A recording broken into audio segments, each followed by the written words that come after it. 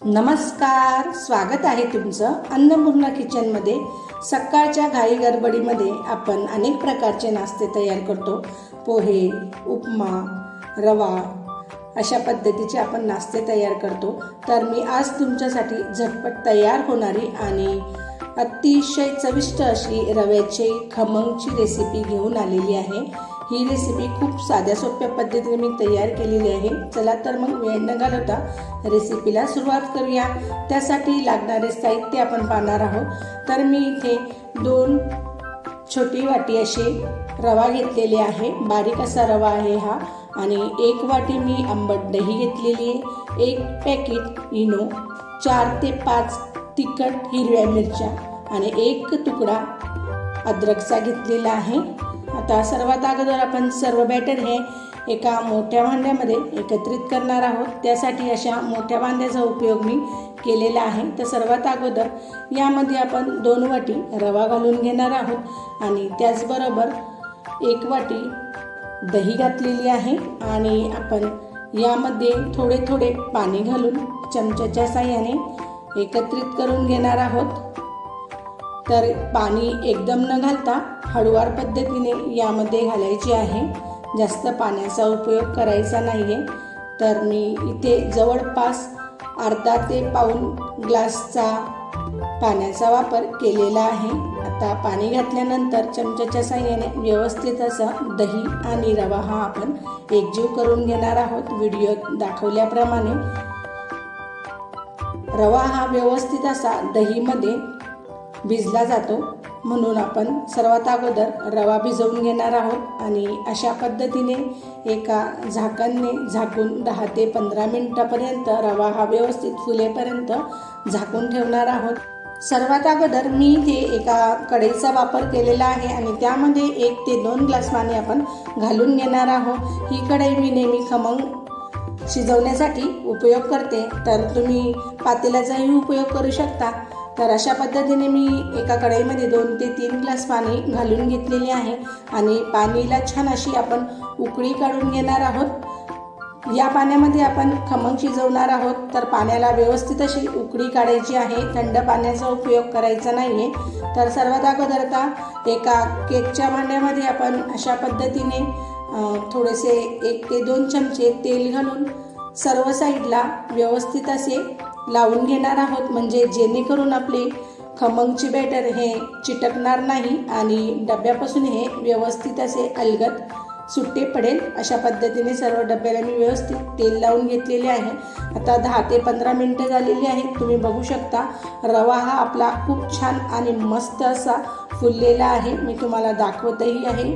खूप जबरदस्त आणि छान मऊसर असा आपला रवा हा भिजलेला आहे। आता सर्वात अगोदर यामध्ये मी कुटून घेतलेले हिरवी मिरची आणि अद्रक घालून घेणार आहोत। अशा पद्धतीने जर तुम्हाला हिरवी मिरची आणि अद्रक आवडत नसेल तर तुम्ही हा स्किप करू शकता। तर मी हिरवी मिरची आणि अद्रक घालून घेत आहे आणि त्याचबरोबर चवीनुसार यामध्ये आपण मीठ घालून घेणार आहोत आणि थोडे थोडे पाणी घालून आपण हे बॅटर व्यवस्थित असे चमच्याच्या साहाय्याने एकजीव करून घेणार आहोत।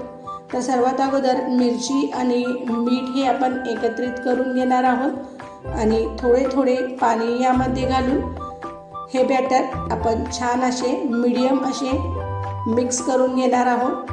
जास्त पाणी घातल्यामुळे हे बॅटर हे पटकन शिजल्या जात नाही, म्हणून जास्त पाण्याचा उपयोग केलेला नाहीये।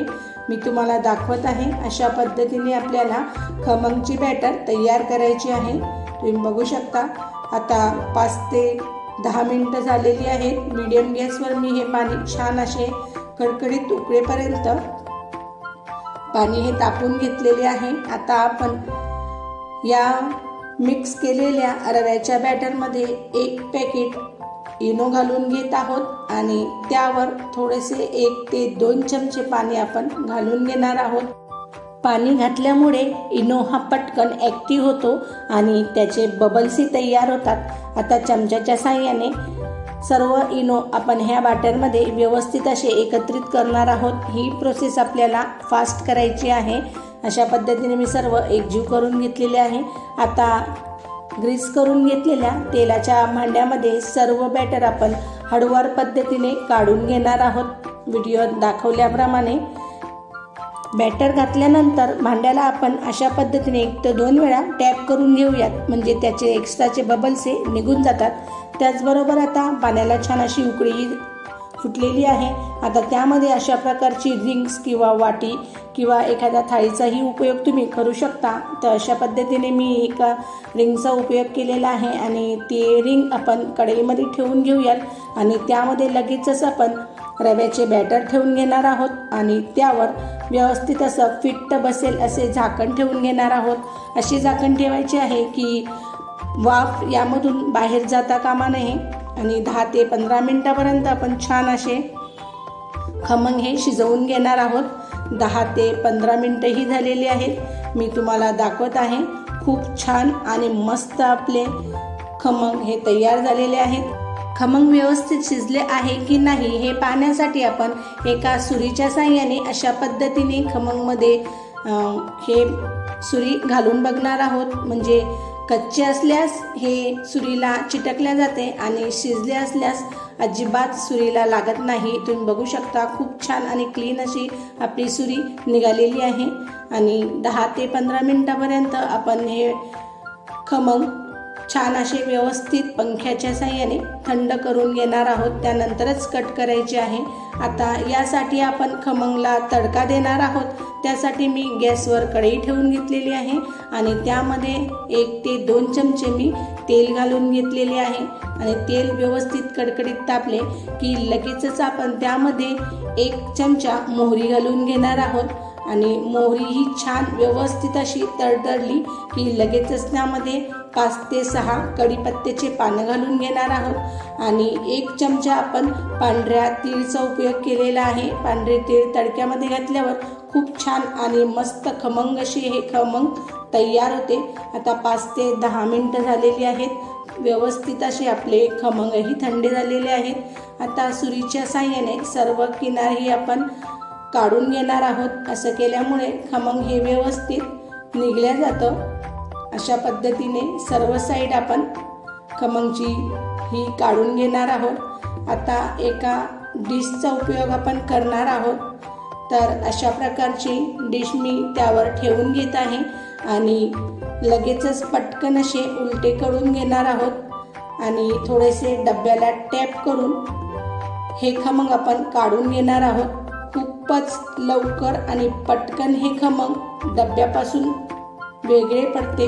तुम्ही बघू शकता खूप छान आणि व्यवस्थित असे हे खमंगही आपले निघालेले आहे आणि आता आपण हे खमंग सरळ करून घेणार आहोत। तुम्ही बघू शकता कुठेही हे बॅटर चिटकलेले नाहीये, म्हणजे आपले खमंग व्यवस्थित असे निघालेले आहे। आता आपण सुरीच्या साहाय्याने याचे तुकडे करून घेणार आहोत। अशा पद्धतीने हे बॅटर पूर्णतः थंड झाल्यावरच आपण कट करणार आहोत। जर गरम असले तर हे बॅटर सुरीला चिटकते आणि व्यवस्थित त्याचे तुकडे होत नाही, म्हणून आपण पूर्ण थंड झाल्यानंतरच खमंग कापून घेणार आहोत अशा पद्धतीने। आणि आता कापून घेतलेल्या खमंगवर आपण तडका जो आपण तयार केलेला होता तो तडका यावर चमच्याच्या साहाय्याने व्यवस्थित सर्व साईडला आपण घालून घेणार आहोत। व्हिडिओत दाखवल्याप्रमाणे सर्व व्यवस्थित तडका हा खमंगवर आपण पसरवून घेणार आहोत आणि खूप छान आणि जबरदस्त हा तडका या खमंगवर लागतो।